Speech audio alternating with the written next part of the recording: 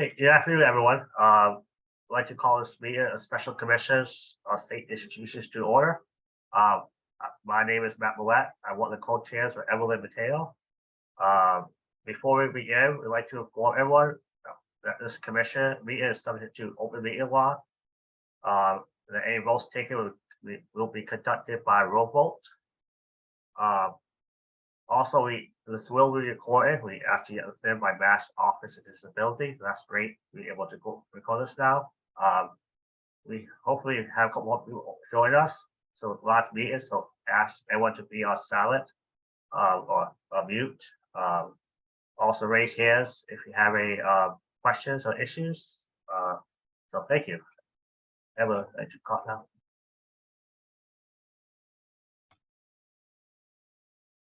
Before we dive into this afternoon discussion, we have some housekeeping items to attend to. So with that, I would propose that we vote on the minutes from the commission's first meeting on June 1st, which were recalculated to the group prior to the meeting. We will be conducting a roll call vote. So if everyone would please unmute themselves, I will be calling out your names in alphabetical order.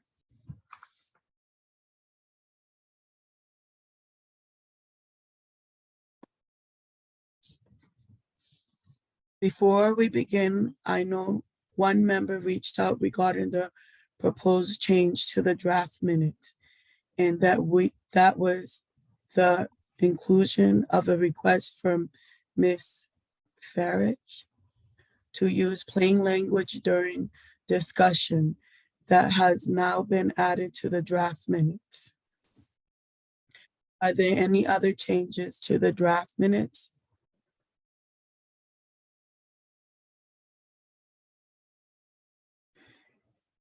If so, please unmute yourselves and state the proposed change.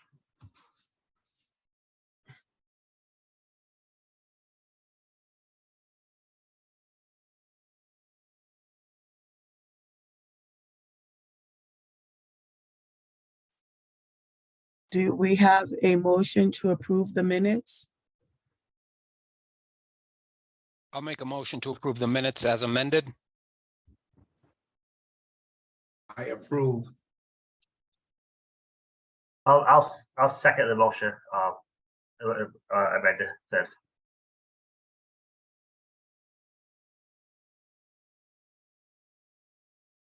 Thank you. I will now read out members' names alphabetically.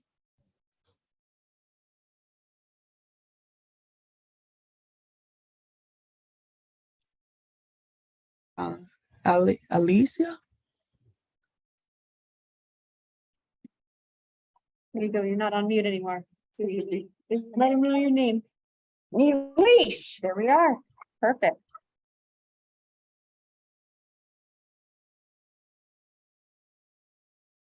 Yes, at least this approve the minutes, right? Yes, approve.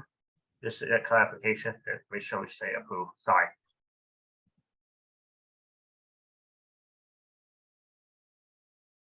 Let them know. I approve the minutes. Thank you. Thanks. Kate. No.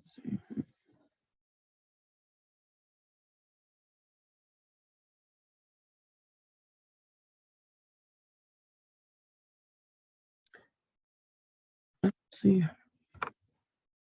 I don't see her here. Okay, she's not here. Reggie? Yes. Ann? Yes, I'm here. We have to say if you approve.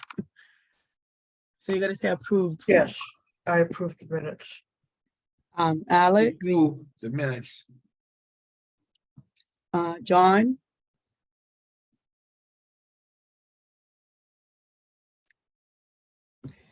Reggie? I approve the minutes. Richard,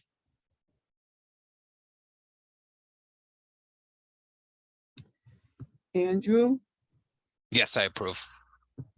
Mary,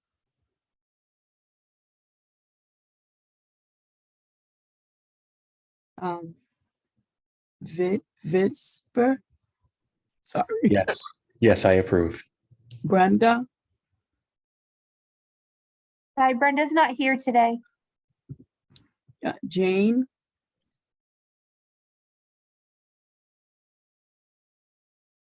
Mary Lewis, I approve the minutes. Matthew, Yes, I approve. myself, Evelyn, you missed two people. It's just Renata Kelly was, you said, Richard twice, so Renata. Okay. Hi, this is Sorry. Rania Kelly. Right. I approve the meeting minutes. It also, it was Jude, Somerville. Is she here?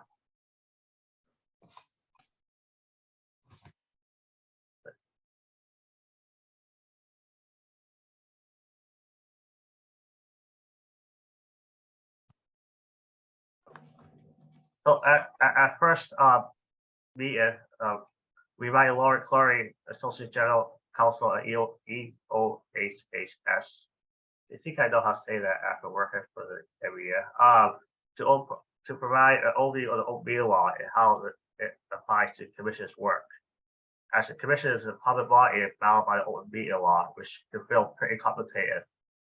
To help us out effectively to be mindful of open meeting law and transparency laws, we have invited Laurie back, along with Carrie Bideau, just Director of Attorney General Division of Open Government. Her office is responsible for promoting openness and transparency in government. It retains Attorney General's open meeting hotline. Prior to the meeting, we asked members to submit questions to Carrie and Laurie, assess as sufficient questions and concerns we as members might have about open meeting law, the day-to-day questions on the commission.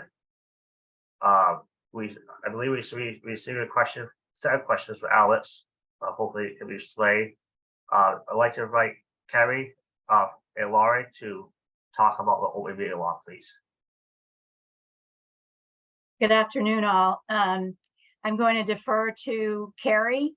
And then if there are any specific questions for me, then I'd be happy to take those.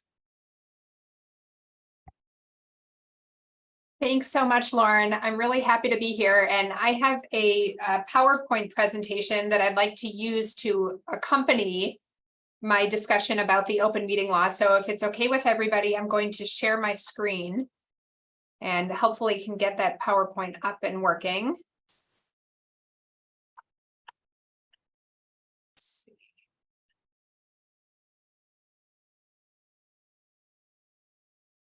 Okay, is my screen visible for everybody? I see heads Yes, nodding. yes. Okay, great. So thank you so much for that introduction, and thank you for having me here. And I heard your discussion regarding the meeting minutes about using plain language, and I am going to make every effort myself to use plain language during the next 10 or 15 minutes while we're talking about these matters. Of course, this is a presentation about the law, and there are some legal terms, but I will do my best to define any legalese that I need to use and to be cognizant of the language that I'm using. Please do feel free to ask me questions as we are going. The purpose of my presentation here to you today is to give a little bit of an overview about the open meeting law and to discuss the primary requirements of the open meeting law.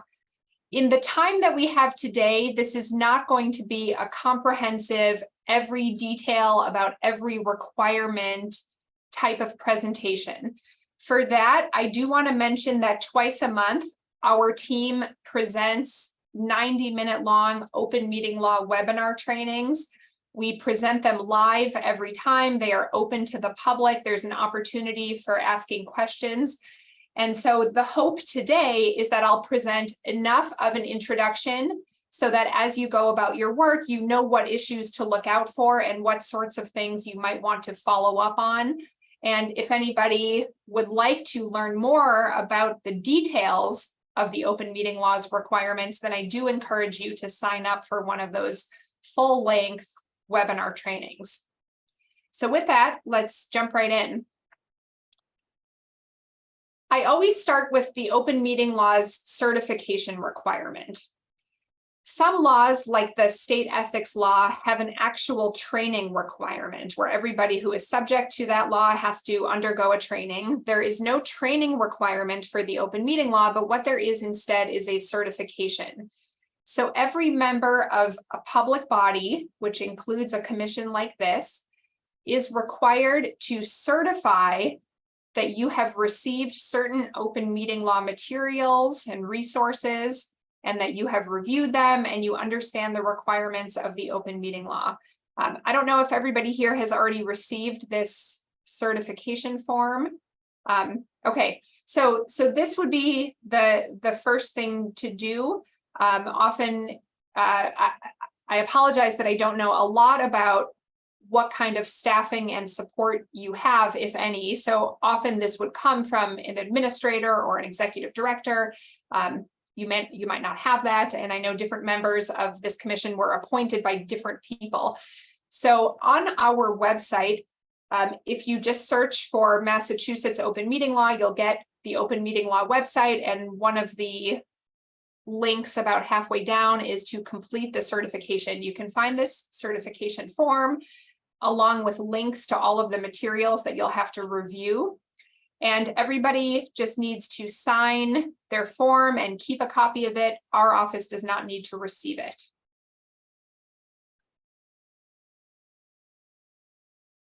So I'm going to talk about 4 main portions of the open meeting law today. The first requirement of the open meeting law is that notice needs to be posted of all meetings so that the public knows that you'll be having a meeting. All meetings need to be open to the public unless there's an appropriate reason to meet in a private executive session. Minutes need to be kept for all meetings, and I can see that you're already doing that. And then at the end, I will just mention the complaint process so that if somebody were to file an open meeting law complaint, you know what to do with it. Now, before we get into the details, the important thing is to know who needs to follow the requirements of the open meeting law. So the open meeting law applies to public bodies, and the law has a definition for public bodies. It includes boards and commissions. Importantly, the law also specifically applies to subcommittees. So if a commission creates a subcommittee, then the subcommittee also needs to comply with the open meeting law. So if you create a 3-member subcommittee that takes on a particular task or is going to work on a particular issue or make a particular recommendation, when that subcommittee communicates with each other, they also need to post notice of their meetings and create minutes, and all of the same requirements apply.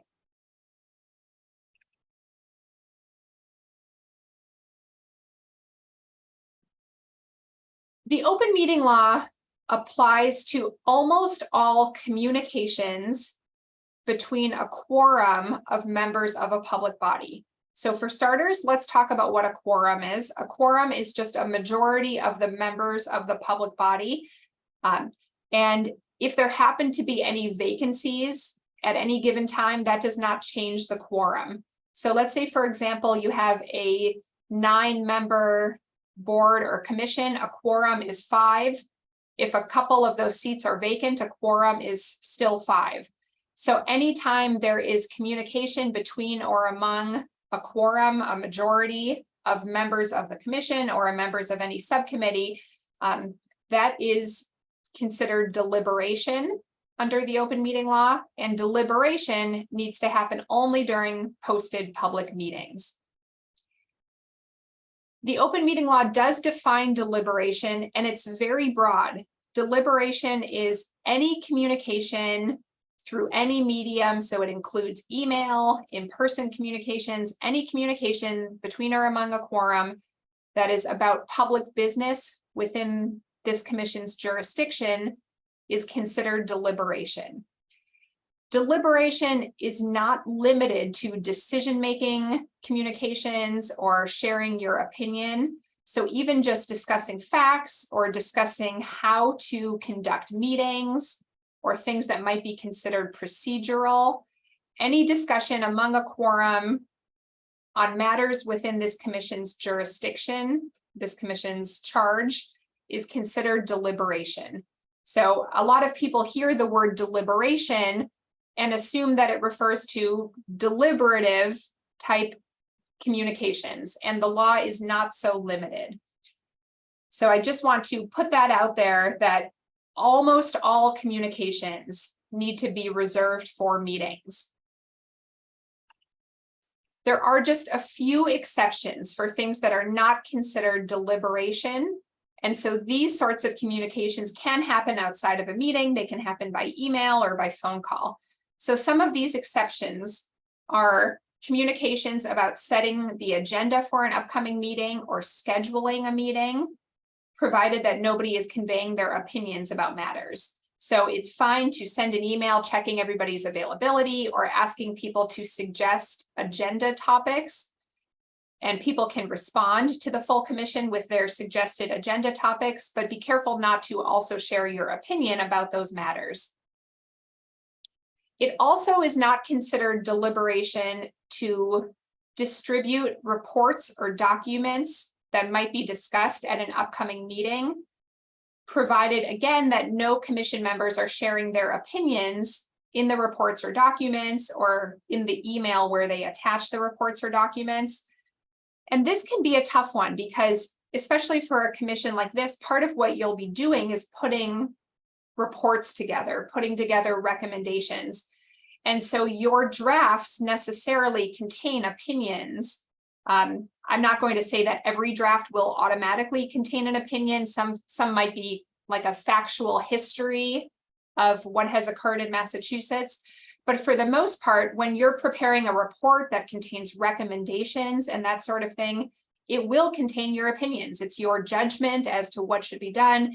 And so those sorts of reports or documents should not be exchanged outside of a meeting. They should be exchanged during a meeting or immediately before a meeting so that everybody has it in front of them to discuss at the meeting.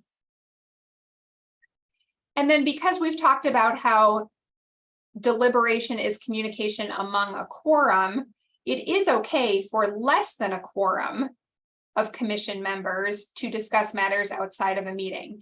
So I'm just looking at the names on my screen. If Mary Louise and Alex want to have a phone conversation and talk about something where they, maybe one person has a concern or they realize that they're like-minded and want to discuss something and maybe bring it to the commission's attention at a future meeting, that would be okay because two people certainly is not a quorum. We just say that when you are communicating outside of a meeting with less than a quorum, you have to watch out for something called serial communication. That's where maybe 2 or 3 people talk, and then one of those people calls another commission member and relays what was discussed, and then perhaps unintentionally a quorum is reached. So just be careful anytime you have those informal communications outside of a meeting that you don't unintentionally convey the same information to a majority.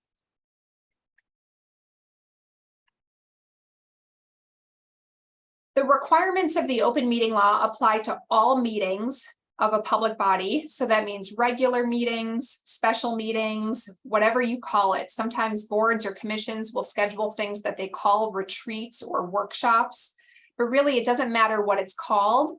If it is something where there will be communication between or among a quorum of you all on matters within your jurisdiction, that is a meeting for purposes of the open meeting law. You have to post notice and it needs to be open to the public.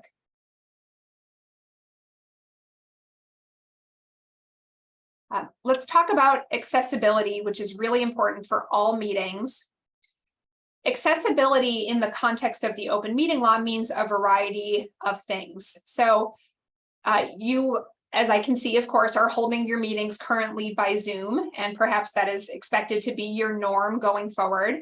That is allowed under current temporary provisions that are currently in place through 2025. You can have a meeting by remote means. That's referred to in the law as adequate alternative access, but really it's what you and I know of as a remote meeting. You have to make sure that the public can clearly follow the proceedings of the public body. So everybody who's speaking should have a clear connection. You should make sure that the Zoom is working well, those sorts of things. If you happen to have a meeting where you expect a particularly large attendance, make sure that the Zoom license can accommodate a large number of people. We've seen situations where, usually only 10 people attend the meeting and the Zoom license is capped out at 50, and all of a sudden there's an interesting topic and too many people try to attend. So make sure that truly your meetings are open and accessible to the public. Certainly, accessibility means accessible to individuals with disabilities. When meetings are held in a physical meeting location, it needs to be an ADA compliant building, an ADA compliant room. When meetings are held remotely, different considerations will come into play. You might get requests for accommodations from individuals who are hearing impaired or require other types of accommodations. And so just as with any sort of meeting or access to government services, it's important to make sure that somebody is able to make reasonable accommodations to enable all members of the public to clearly follow your meetings. I have on the bottom of the screen the phone number it's the direct line for one of the attorneys in our office's Civil Rights Division. This attorney is able to assist if there are questions about accommodations for public meetings and what types of accommodations might be necessary. And I will send this PowerPoint probably through Lauren afterwards, so everybody has it. All right, so I've mentioned that one of the key requirements of the open meeting law is that notice be posted of all meetings. So I'm going to talk for a minute about meeting notices.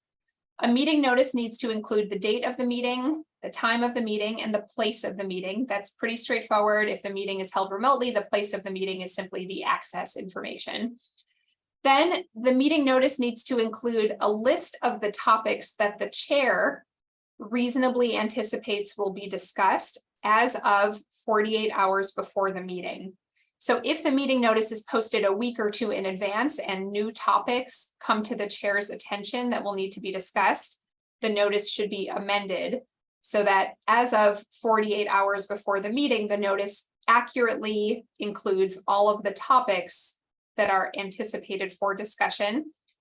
And the topics need to have enough detail about them so that a member of the public can have a pretty good sense of what you all plan to discuss.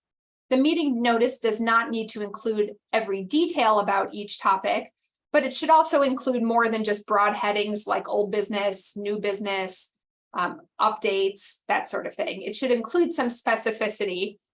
A rule of thumb that we like to use is that somebody should be able to look at your meeting notice, which is also referred to as an agenda, and make an informed decision about whether you will be talking about something of interest to that person. And so if all you're saying is, old business, new business, subcommittee updates, somebody really does not know if there's anything of interest being discussed. So I think that can be a helpful rule of thumb is there enough detail about the specific topics so someone can really decide if this is a meeting they care to attend. And then finally, the meeting notice needs to include the date and time the notice was posted, or since you're posting your meeting notices to a website, the website can specify the date and time the notice was posted. That just makes clear that it was posted at least 48 hours before the meeting.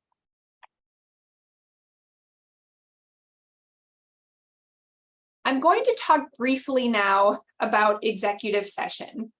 So I've mentioned a few times that all meetings need to be open to the public. The exception to that is when entering executive session for a proper purpose. And for the sake of time, I'm not going to talk about all of the permissible purposes for executive session, but we do have a lot of resources on our website that list the permissible purposes and some examples of them. But I will just say that the open meeting law specifically lists 10 permissible reasons to meet in executive session outside of public view. And in order to have a discussion in executive session, the discussion really does need to fall within one of those 10 purposes. Sometimes there are matters for discussion that generally are sensitive, but if it doesn't fall within one of the 10 purposes that the legislature decided, then it's not appropriate for executive session and would need to be discussed in open. So whether something falls within a proper executive session purpose can sometimes be a somewhat complicated decision, and we do encourage you to reach out to our office, or if you have access to legal counsel, to reach out to the legal counsel that supports your commission if you have questions about executive session. But there are some procedural steps I will just highlight in the event that there will be an executive session.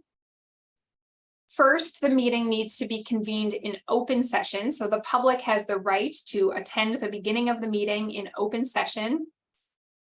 Then the chair of the commission needs to state the purpose for the executive session. So what is the purpose? What is being discussed? It can be in somewhat general terms. As much detail as possible should be conveyed, but of course, you don't want to provide so much detail that it defeats the purpose of the executive session, but some description of what will be discussed behind closed doors is important. Then the commission votes by roll call whether to convene an executive session.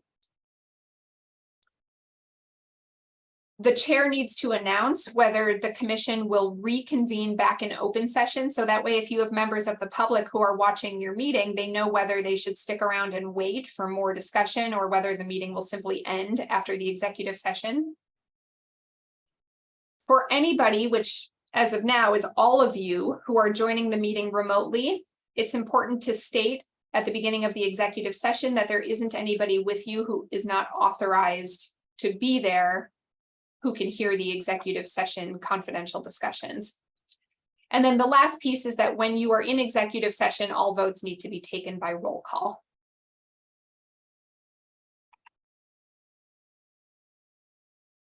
Now I'm just going to go over the requirements for meeting minutes. As you know, meeting minutes need to be created for all meetings. The biggest question that we get is how much detail needs to be included in meeting minutes. The open meeting law requires that the minutes include a summary of the discussion of each topic. So sometimes we see meeting minutes that are completely inadequate because all they say is a discussion was held regarding, and then it lists the topic. And it doesn't include any summary of the discussion. So there needs to be an actual summary of the discussion that took place, not just a mention that there was a discussion. The summary does not need to be a transcript. It does not need to include every comment. It does not need to include each person's name and what they said, but there needs to be a substantive summary so that somebody could read the minutes later on and have a general sense of how the discussion unfolded, perhaps how a decision was reached. Again, it does not have to be every comment.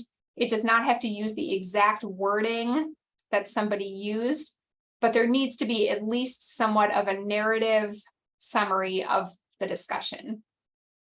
And then the minutes also need to include a record of any decisions made. So if there's a vote that's taken, there needs to be a clear record of the vote. Because you're meeting remotely, all votes need to be taken by roll call, and the minutes should document each person and how they voted, or if somebody wasn't present or abstained, the minutes should reflect how each person voted. And then finally, if during your discussion, you use documents or exhibits as part of the discussion, then the meeting minutes need to list the documents that were used as part of the meeting.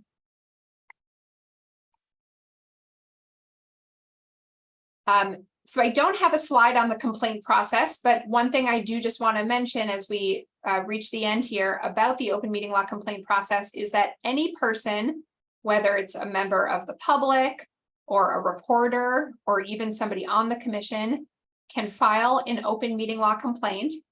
The open meeting law complaint form is available on our open meeting law website.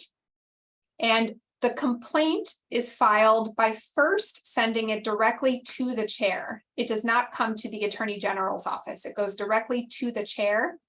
The chair then receives the complaint and distributes it to everybody else on the commission, and it needs to be discussed at a meeting of the commission. The commission would need to then respond to the complaint.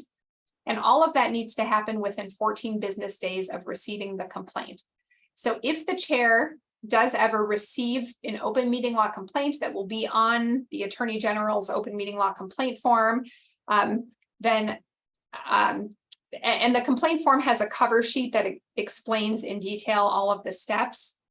But the chair should just be aware that if a complaint form is received, there are certain obligations to have a meeting to discuss the complaint and to discuss an appropriate response.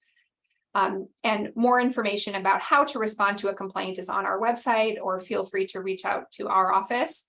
I know that all of you are committed to complying with the open meeting law, and hopefully you will not be on the receiving end of any formal open meeting law complaints, but we just want to mention that that does exist so that it's not foreign if one were to be filed. We do have a variety of resources about the open meeting law on our website. So the website address is on the screen. Again, I'll share this PowerPoint presentation.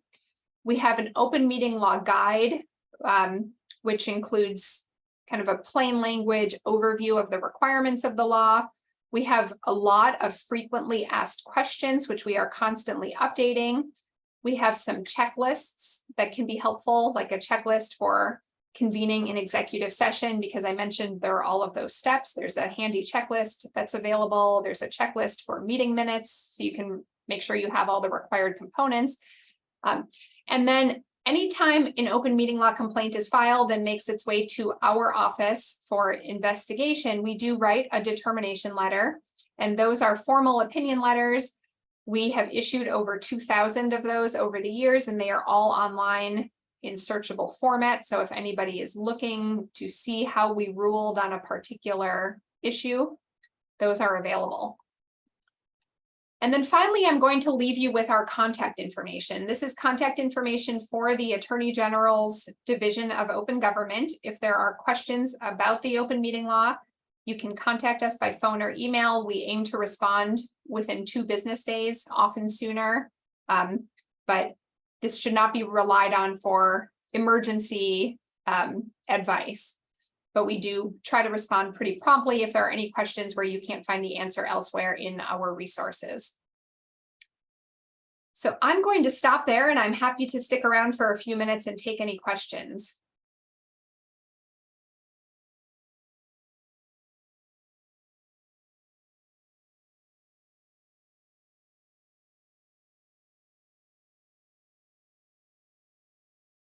I know that's a lot of information, especially for those who might not have served in this type of capacity before, and this might all be new. So if you have questions at a later time, you should feel free to reach out. And I know Lauren also has been a source of great knowledge on this issue.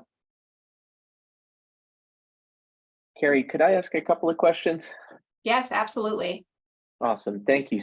First of all, thank you so much for doing this and being here. I just want to make sure I'm clear on a couple of points. 2 big areas sort of stand out to me. One is education. The other is some of this kind of subcommittee deliberation drafting stuff. On the education point, is there, so we're all coming at the work of the commission from very different directions, and there's a need to kind of just understand some key issues by having reports or documents or information that's available out there. Is it okay to share that with the commission? In what form? is it okay to have a description of the thing that is being shared as long as it is an informational summary of it? And sorry, tacking on many things to this, but is there a list of the types of acceptable resources that can be shared? That's the first one. Sure. Yeah, let me start with that. So as far as a list of the types of acceptable resources, I wouldn't say that there's a comprehensive list, other than that the open meeting law is clear that you can share reports or documents. And of course, document is a very broad term. And so it would be fine, for example, to include links to news articles, or maybe links to similar reports that other states have put together, and kind of like background materials, and to send those out and say something like, attached are several resources that would be helpful for an understanding of the issues that we will be working on. So something that's kind of neutral. You're sharing information, you're sharing resources. Presumably those resources would not include your own opinion. They might include other people's opinions. For example, if you let's say Connecticut has a similar commission that already is a couple years ahead and put their report together, and you share their report, it has somebody's opinions in it, but it's not yours. And so that would be fine to share. The thing that we just say to watch out for when you're sending those types of resources is just be careful that you aren't including your opinion. So if you send a report, let's use the Connecticut example, you send Connecticut's report, you should avoid saying, I disagree with their 4th and 6th recommendations, but I think the others are worthwhile and we should incorporate those in ours. Avoid that sort of editorializing, but otherwise simply sending resources in a neutral way and suggesting that people take a look at them before the next meeting is generally fine.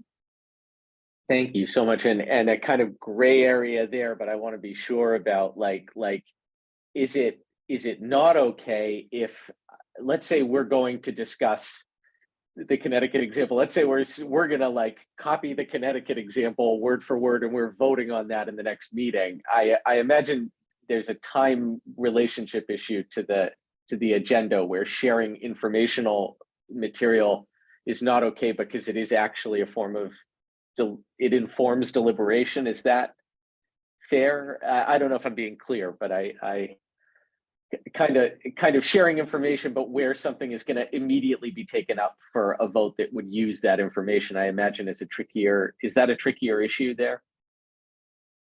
I wouldn't say that the open meeting law necessarily restricts that differently. So if you are sharing a report from let's say a different state, and you simply pass it along, then without sharing your own opinion or what you think about it, that would not necessarily be problematic.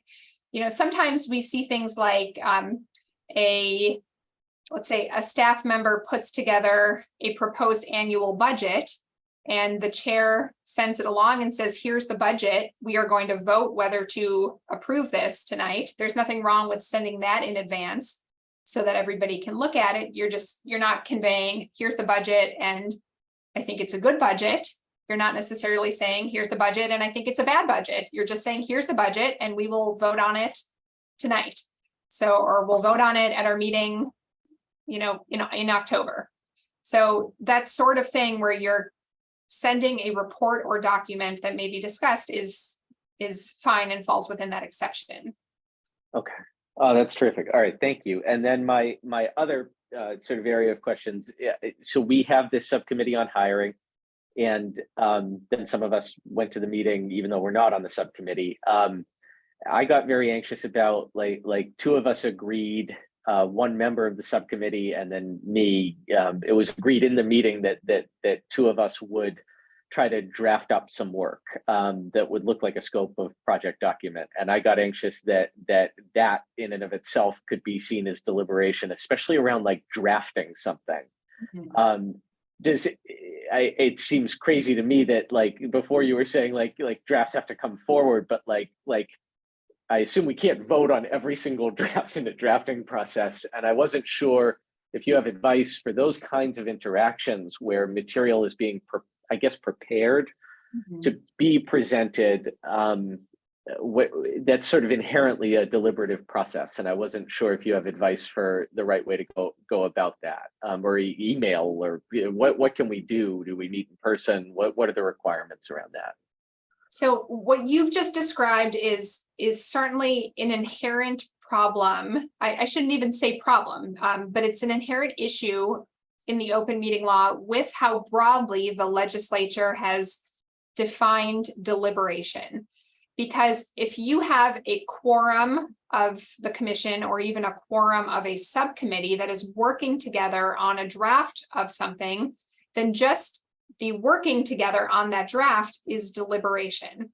And certainly this can create inefficiencies where, let's say you have a 3-person subcommittee and 2 people want to work together to put a draft together. The open meeting law really does not have a good way to do that outside of a posted meeting, simply because of how broadly the law defines deliberation. So what can be done in the interest of efficiency is that individuals can work on drafts. So you might divide up, one person works on a portion of one issue and one person works on something else. And then you can each, let's say, send your drafts to the chair or to a staff person, if you have any, who can compile them, and then at the meeting have a discussion about, editing them and working them together. But this is certainly an issue we hear about a lot, where it is very hard to efficiently get that sort of work done, because it really does need to take place during a meeting if it involves a quorum. Okay, it's just helpful to know it. And I guess one follow-on question just for working with it, do some folks do just posted public meetings as a working session? And I Yes. mean, I imagine the public doesn't come to a million things, and if someone came, they'd be interested in it anyway, but like to just record it, comply with all the things, take minutes, but just work on drafts through those meetings? Yes, that is something that that sometimes is done because there isn't another great way. I will say that one thing our office has recognized on several occasions is that a subcommittee is created when a public body takes some official action to designate multiple people to work on something and come back with a recommendation. That's what a subcommittee is. If a public body designates an individual to work on something, then that individual is not a subcommittee because it's not a multiple member body. And so sometimes what happens, and what we have said is acceptable, is if one person is delegated authority to work on one thing and one person is delegated authority to work on something else, those people can then get input from others. The person who's responsible for creating the first section of the report and recommendation can tap a couple of other people to help them. And because only one person was truly delegated that responsibility, that's not a subcommittee. So does that make sense? Kind of that distinction? That's helpful. I imagine there's a risk there of the serial communication thing, but I imagine that can be addressed also. Right. So, right. okay. That's something where, if the commission says Alex is responsible for doing X, then you can at least work on it and get input from a couple of people. You can discuss over the phone, but ultimately you're the one that was tasked with doing that piece, not the three of you. And so that's not a subcommittee. Incredibly helpful. Thank you for all of this. This is clarifying in all useful, helpful, good ways. So thank you so much. Sure. Any other questions from you, Alex, or anybody else? I have a question. How about the field trips? Because eventually we have to go to field trips to cemeteries and other places. How does that work? That's a really good question. So that's something that I didn't get into, but I will for a few minutes because I can see that is particularly relevant to you. So the open meeting law says that a site visit, that's what the law uses, it refers to it as a site visit. A site visit is not a meeting that has to comply with the open meeting law if there is no deliberation. So if all of you or a quorum of you go to a cemetery and maybe you get a tour by somebody who works there or has historical knowledge and they do a presentation, but there's no discussion, rather maybe everybody takes notes in a notebook and then you go back later and have a meeting that day or another day, that field trip or site visit does not have to be posted to the public at a meeting if you aren't having discussions at it. So that's one option, is that you all go there, you see what you see, you get a tour, you get a presentation, but you don't discuss it. Another option, if it's in an accessible location, and some of these might not be if they're in older outdoor settings, but if it would be a physically accessible location, you could actually post your site visit as a public meeting. You don't need to have a Zoom remote option if you have an in-person option. So if the public is welcome to attend, then you can simply say this is an in-person meeting and it's taking place at this cemetery at this time and all are welcome to come. That would be one option. And then you can discuss whatever you want. You don't have to be careful about not having discussions on site. So that's another option. And then the third option is that you could go in a few small groups, each one of which is less than a quorum. So let's say 4 or 5 people at a time go, they get the tour, they see what they see, they can have discussions amongst themselves because it's not a quorum, and then everybody eventually goes back to your next meeting and has a more robust discussion. So those are the options. Thank you. Sure.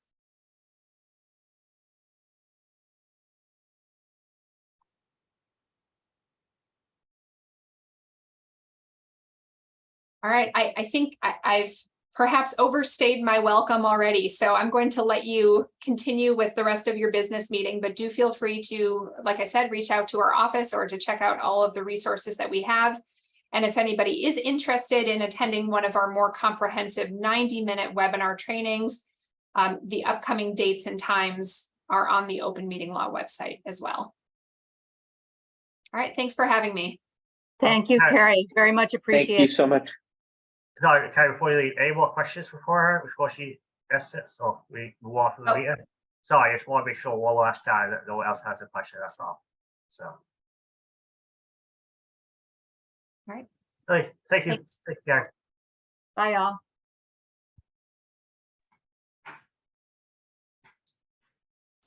Thank you, Carrie and Lauren. We would now like to shift gears a bit and turn towards the work of the subcommittee formed during our first meeting in June. As you know, the commission was allotted $145,000, which could be spent for procuring administrative and research support for the commission's work. The hiring subcommittee was organized to research options for how we might bring on administration and research support.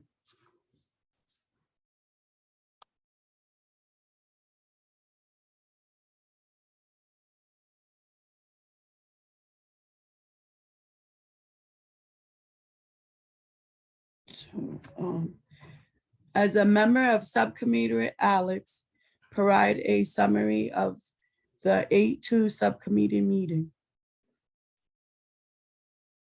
And the option was pro-supported. Members of the commission may want to vote on moving forward with a particular plan of action. As co-chairs, we would make a clear motion on the issue to be voted upon. having a second roll call names. Evelyn, sorry, can I just say, Alex or Richard, would like to talk about the subcommittee? Sorry about that, Evelyn. Sure, no problem. Hello, everybody. I'm sorry I was late getting on. You think after a few years, I'd get this logging thing and going, but anyway, glad to be here. I just would just want to make sure that people understand that I was away that week, so I was unable to make that meeting, but just, you know, people can appreciate that there's been some work done on this and some really good discussion here. I think, you know, there's been some work done on this. You know, DDS, as you know, has the money. So that's not a problem. The money's there, we have it. And you know, it's there when it's voted on what best to do with it. I think it'll be good if somebody who was at this meeting in August could talk about some of the key issues there. I do think that you know, we've been doing some behind the scenes work in terms of meeting the mission of the commission, and also may have a very good alternative in terms of how we can meet the goals of the commission and in a way that we could expedite this very quickly without some of the detail that normally takes place when we do something like this. So, you know, the members of the hiring subcommittee that were there in August, I don't know if you want to talk about the meeting there, or if you want me to go into a little more detail in terms of, you know, what I was able to find in terms of some of the issues that, or some of the interests that you think that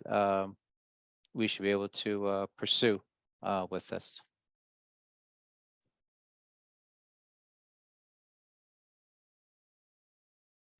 Alice and Andrew, you would like to talk about the committee? Alice or Andrew, sorry. Sure. I mean, I'm happy to just sort of give an overview.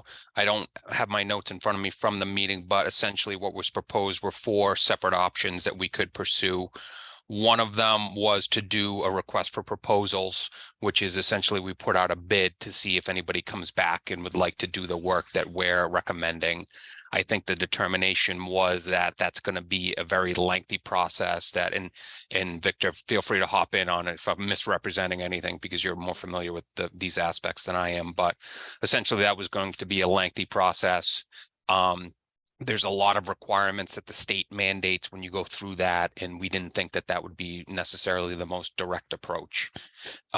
There are some consultants under statewide contracts, which means we don't have to go through that lengthy process because they're already under contract with the state. So we could we could reach out to them and see if they'd like the services that we're looking to propose. So that was an option that I think we're giving serious consideration to. There was also an option where we essentially hire somebody, a researcher. We put out a posting on the state's website, and we see if anybody be interested in working with the commission and being sort of our go-to person for guiding us through this process. So I think we were interested in pursuing that a little bit more, and we were going to work with the state archives. Our understanding was that a lot of graduate students might be interested in part-time work.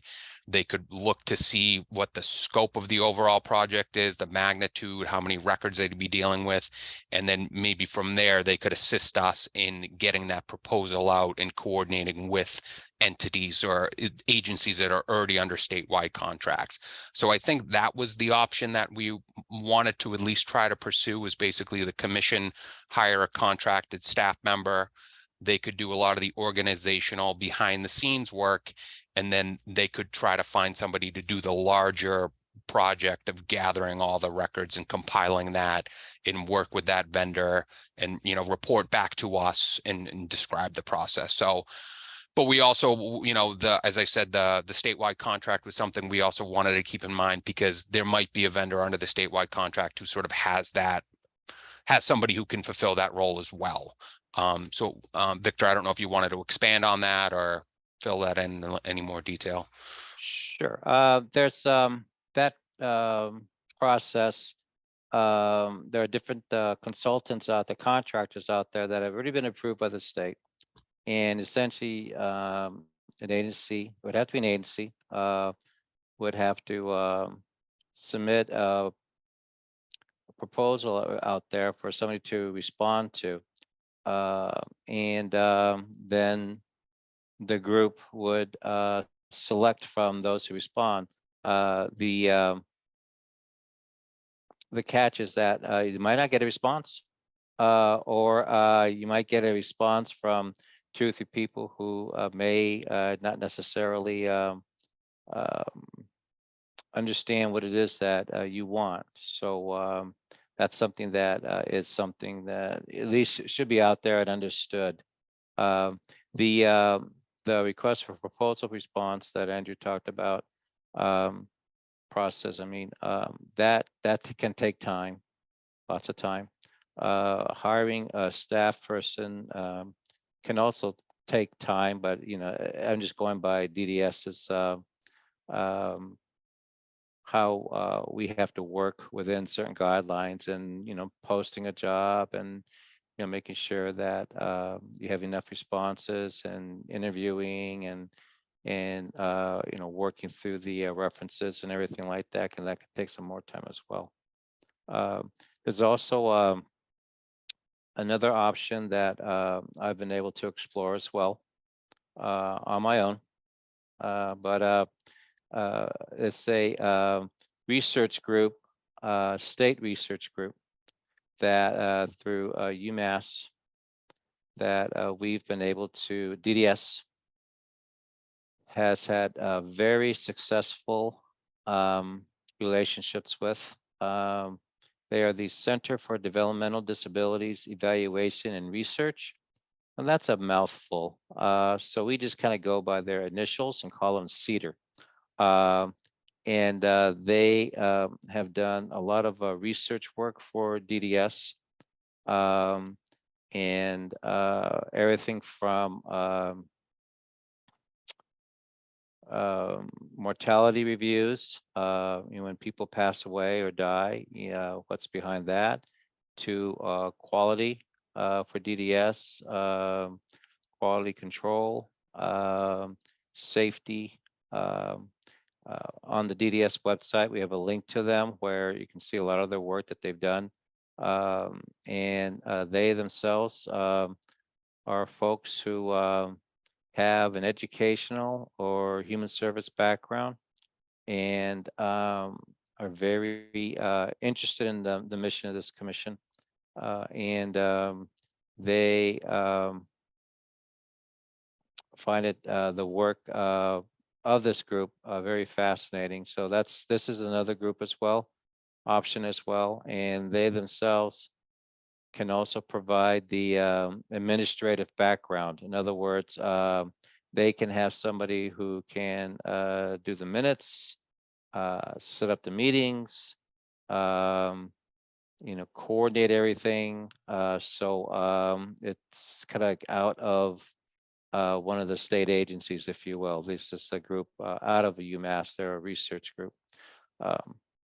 I know the director very well, and run a very, very good frequent speaking relationships. So this is something that, you know, just in terms of cultivating and working with, we could do. Also, the convenience is that we don't have to RFR it. We have a few contracts with them, so we can just essentially just develop one within one. And this is something that can be done very, very, very quickly. So They also have the ability to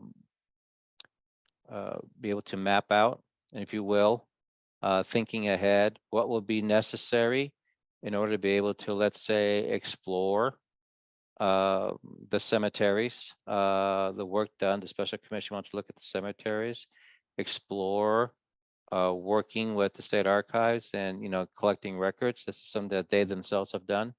And also too, what's behind in memorializing, set up a memorial, as stated in the charge for this commission. So this is something too that I think is an option I want to present to the group and the hiring subcommittee, so that way we can decide the best way to approach the mission of the members here. But I think that we do have some very good options, and I think that at our next hiring subcommittee meeting, we can definitely come to a decision and be able to move forward.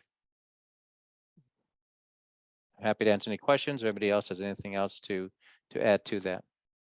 No, thank you for that additional information. At the time we met initially, I know that it was sort of in the works with Cedar. We were going to see if this is something that would be within the scope of them, because that was a very viable option, and it seemed like it'd be the quickest option. So is there any chance maybe they could come to the next meeting and just give us a little bit more background information? And then I approached Emily Lauer, the director, about that, and she's very, very excited and Great. is very open, and would love to be able to talk with you all and discuss what it is they can do.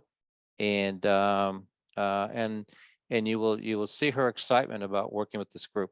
Again, this is something that it's more than just a contract with them. It's something that they think that is the right thing to do, and they would love the opportunity to be able to be a part of it. So yes, I did mention to Emily, she just got back from vacation, but I definitely I mentioned to her before she left, and she's very open to attending to a meeting. So it could be this meeting or the hiring subcommittee meeting, or we can definitely schedule a quick meeting in order to be able to talk to her. But I think that this is something that is a very, very a good viable option for this group, and it enables us with the opportunity to get moving. Mhm. Yeah. So I think that's where we're at with this.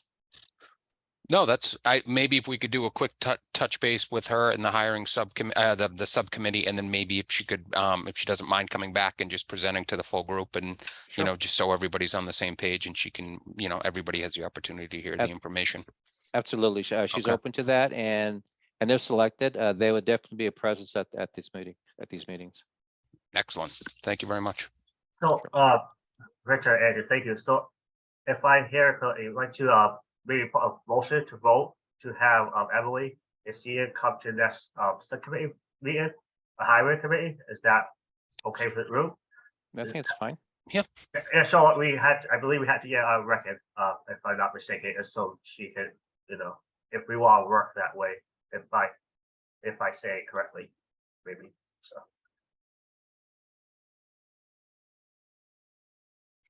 I'm happy to make a motion to have a representative from Cedar come back and present at the next commission meeting. Thank you. Do I have a second? I'll second that. So do a roll call vote now. Emily, you want the alternate names to do a roll call vote for the motion? Please. Sorry. Emily, you want to do a roll call vote, please? So Elise, Agree. I agree. okay, Thank you. Take it, Elise. Kate,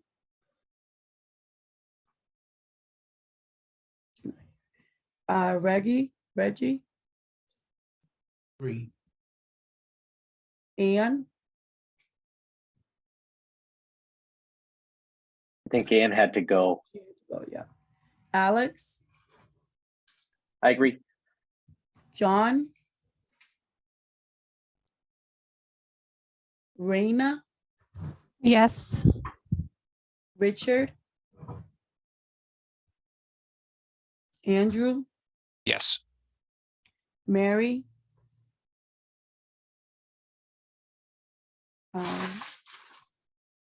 Vesper, is that how you say it? Yes, yes, I agree. Brenda, Jane, Mary, Louis, Agree. myself, I agree, and Matt.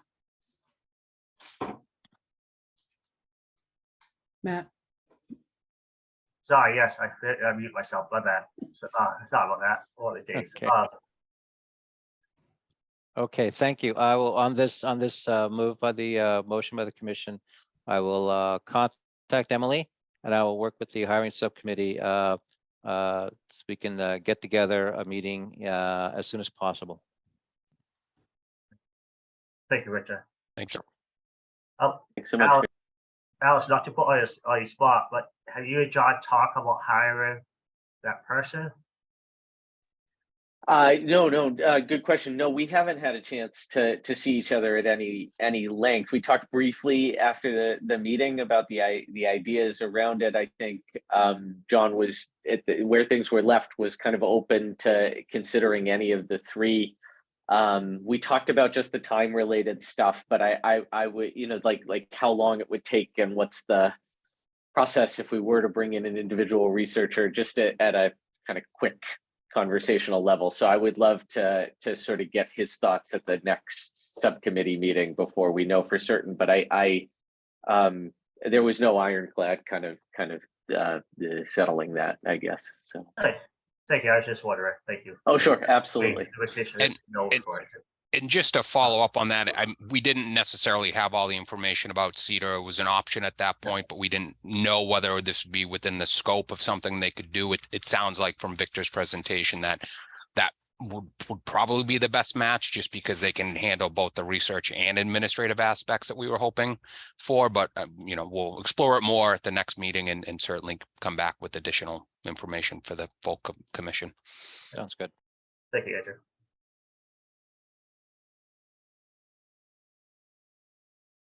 So honestly, that was a lot of information right there for Richard and Andrew. Before we move on, any other questions for the subcommittee, Harry? Anything like that? Just before we move on, because I know that was a lot of information. So. Okay. So if we had nothing else with the subcommittee, we'll move on to the next topic, which is structure and frequency of meetings. At first meeting, we didn't have really opportunity to ask members how often we should meet, and how long the meeting should be, and maybe what time the meeting should be. Because I know I work nights, so I can't really do 10 o'clock, 11 o'clock in the morning, because I'll be a zombie trying to do this meeting. It would not be pretty. So I don't know if anyone else have any preferences or thoughts of when we should meet, like every 2 months, 3 months. I'll open it up floor right now. I think Alice raised his hand first. If Alice would like to talk. Sure, thank you. Yeah, we don't want folks to be zombies, and I know it's tricky. Like some of us can do this during working hours, and some of us can do it after working hours. So I think my thinking the last couple of days, I was just thinking about this. Like, I know we won't all, we'll be close to quorum sometimes, and that's okay. It's nice to have the recordings of the meetings, reasons sometimes as well. But my rough sense, and I'm totally open to thinking about it differently, is that these coming months, even just like the last conversation about a subcommittee meeting and the need to kind of hire someone, and those decisions, and also the open meeting discussion before that, where some things clearly have to be meetings to get them done, that it might be good. Sorry, third thing, that also there's just a need for us to do some educational sessions where we all know, I know that Kate Benson had really wanted to present just on the history of all of this so that we all know what we're looking at for, an hour. To do meetings once a month until January 1st, And then after that to go to less frequent meetings, because hopefully by then things are kind of up and running and we could do them quarterly or something like that, every 3 months or something like that. But that at that point we could meet a lot less frequently. But it does seem like right now, just to make some quick decisions and get things in place, get that baseline right, that might be a way to do it. I don't know if that's too complex though. And I'll stop there. I mean, honestly, I even think once a month is not enough in the beginning, just because there's so many decisions. And I personally, and it might be too aggressive, think once a week until we have someone doing the work and have made all these decisions and are starting to have progress. But I do realize that's all asking a lot, but I just wanted to say my opinion and everyone can disagree with that.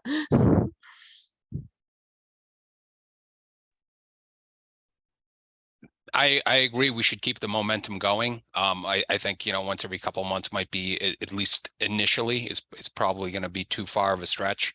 I think once a week, I appreciate that you wanting to really build momentum. I think that might be a little aggressive just to try to coordinate everybody's schedules. Maybe we try to do something bi-monthly, every other Thursday, if that works for people, or something like that. And then we can reassess and, see where we are. As Alex said, once we get close to the holidays, it's going to be tougher. So maybe we kind of reassess where we are around, mid-November, or, that time frame. I'll say that it's going to depend on people's schedule and what happens and what's going on.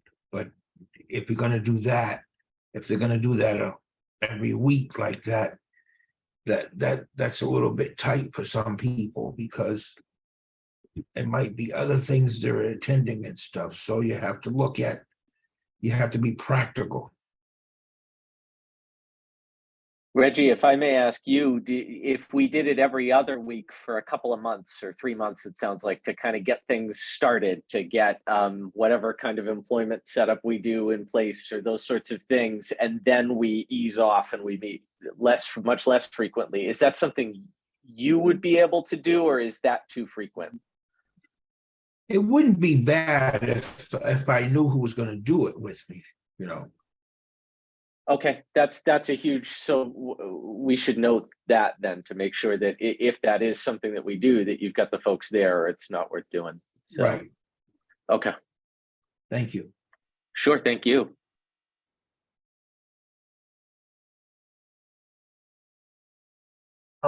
Elisa, you have any suggestions, opinions, whether how often we should meet?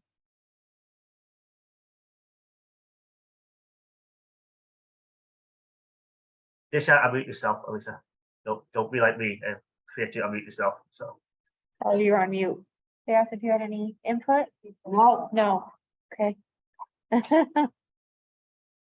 Would you like to meet like every 3 weeks, every 2 weeks, every other month, anything like that?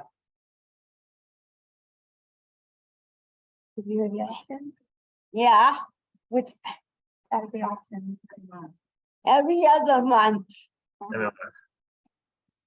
Will you be okay like me every 2 weeks, every 3 weeks, every 3 weeks, every 2 or 3 weeks?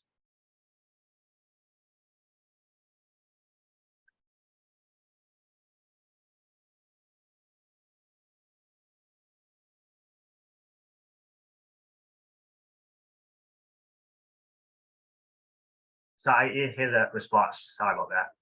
That's right. There you go. That would help, huh? Sorry. Yeah. Like, will you buy like say me every 2 weeks or every 3 weeks? Every Was that 2 weeks. every 2 weeks, just 2 weeks rolling? Then maybe after the holidays, we could, well, around the holidays, we slow down a little bit because I know people are really busy around the holidays. So. Have lots of Christmas parties. Yes, definitely a lot of Christmas parties. Okay, thank you, Elise. Let's see. I'm fine with every 2 weeks or once a month. I'm flexible.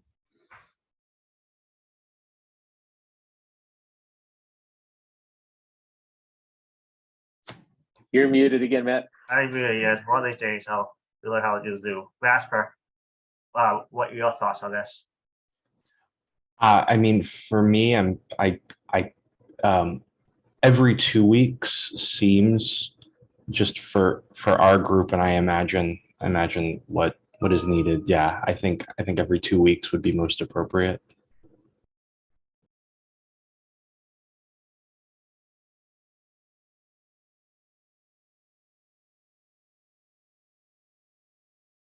Mary Louise, how about your thoughts? Please, sorry. My thoughts are bi-monthly is what would fit into my schedule, but again, you've said that the meetings will be recorded, so if that's what works for the group, but unfortunately, that kind of frequency doesn't work for me. Thank you. Yeah, I also would love to get all 16, 17 for that final member, but sadly, I don't think that would be possible to all work schedules. So thank you, Louise. I believe I asked them all right. I like Ray's idea every week, but that's a little too much for me. Sorry, especially working nights, this would not be pretty. So,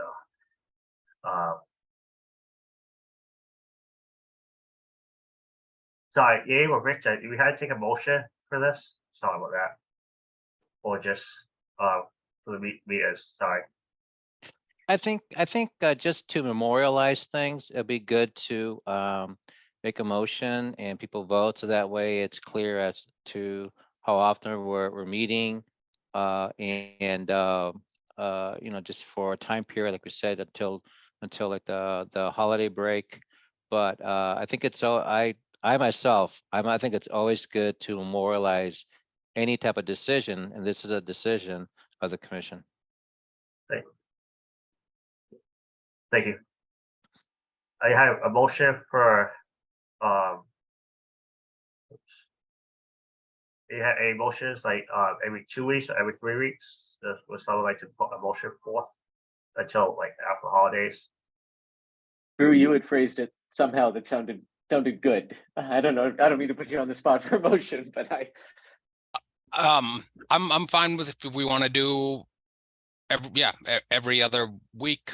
Bi-monthly meetings. I think maybe we just sort of, what's the best day for everybody's schedule? This is Wednesday, 2:30. Does this work? Every other Wednesday at 2:30 until, you know, we get to around mid-November, and then we can reassess where we are.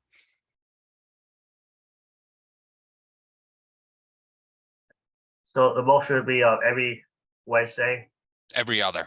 I'm sorry, my bad. Yeah, no, every no. Wednesday. No, sorry about that. Every other Wednesday meeting. Will this time? I'm not sure. Will this time work for everyone? Hopefully, I know maybe for a couple people it might not. I think it might need to. I'm concerned about Kate because she has a tricky schedule in the afternoon, and I know she wants to do one of these educational sessions. Is there a way for us to word it? And there may not be. But to like word it where we follow up with all the members and get a sense of what times are most available every other week, and then kind of set them in based on that. I know that might be a form of deliberation outside of the meeting, so I don't know, but is there a way to word that I where think they said that scheduling is not a form of, Yeah. scheduling is the exception, yeah.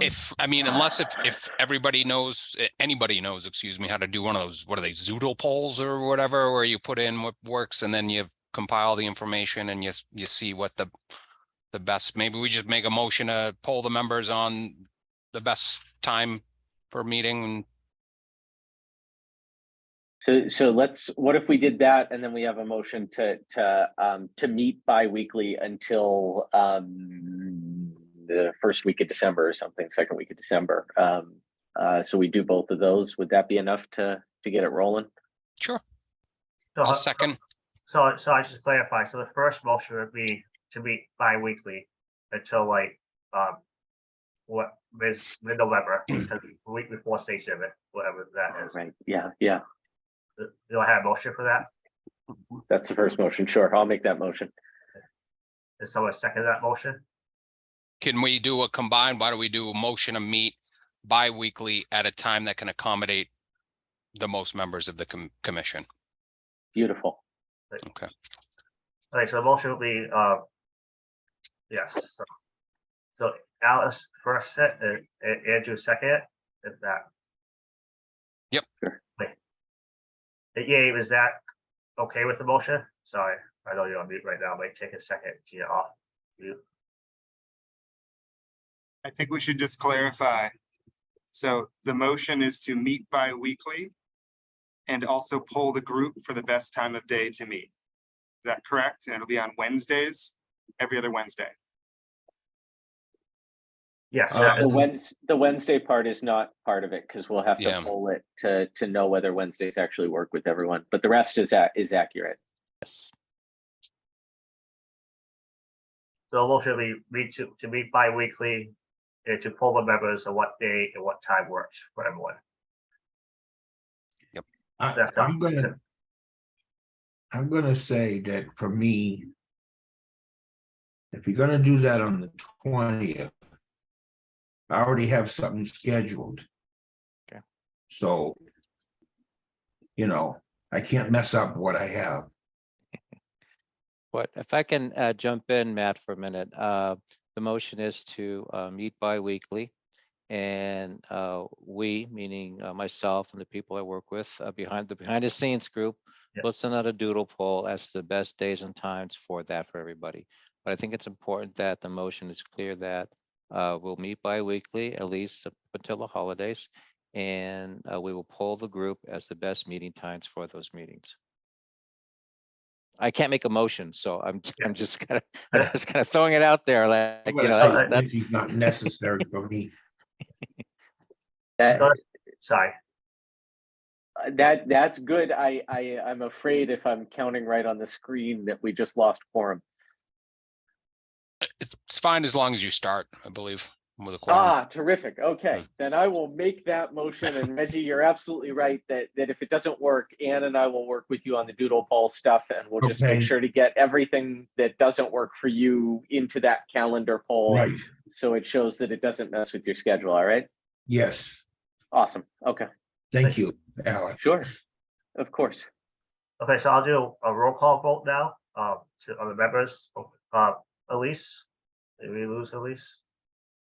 I think we lost Elise. Kate Bassett is, I really not here. Reggie, you approve of the motion? What? So the motion is, to meet bi-weekly, and to set a time and to, poll the members on it. I'm not gonna vote on it because I won't be. Let's see. It's bi-weekly, so it's not necessarily on Wednesday. They're gonna ask which days of Well, the week. I'll vote on it, but like I said, I won't. Yeah, won't be here on the 20th, so. Reggie, sadly, I mean, I know I would like to have 60 members on every commission meeting, but sadly, that probably won't happen. I mean, I wish we could, but everyone's scheduled here, 16, 17 Okay. members is different. I work nights. I don't know how many other people work nights, so Sure. I can't do, so. So that's why we don't make the motion is to pull everyone to see if we can find a common ground. If, like, say, the next meeting is at 3 o'clock, maybe the second meeting at like 8 o'clock one time. That way people can make it. So that's the motion, if I understand correctly. So, Is it bi-weekly, meaning it will be on Wednesdays, or that's gonna be in the doodle poll, the day of the That- week? that'll be the dual poll. Okay, that part wasn't, all right. Sorry about that, So yeah. they're still gonna ask about Right. which day of the week. So if the 20th doesn't work, then you can pick a different day that Yeah. works. Okay, Yep, do you want the meetings to be bi-weekly? Like every 2 weeks? they can be bi-weekly, but I just don't want stuff to interfere with what I've already have scheduled planned. Sure.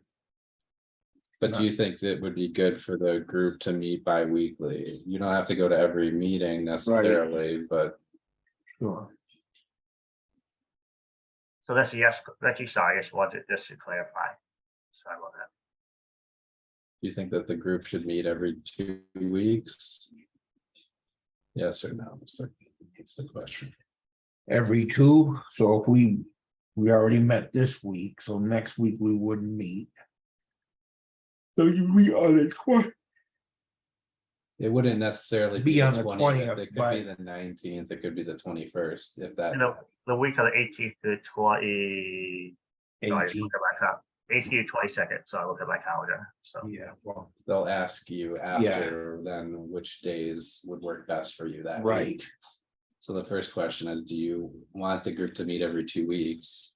We'll try it anyway, so I'll vote on it, sure. Thank you.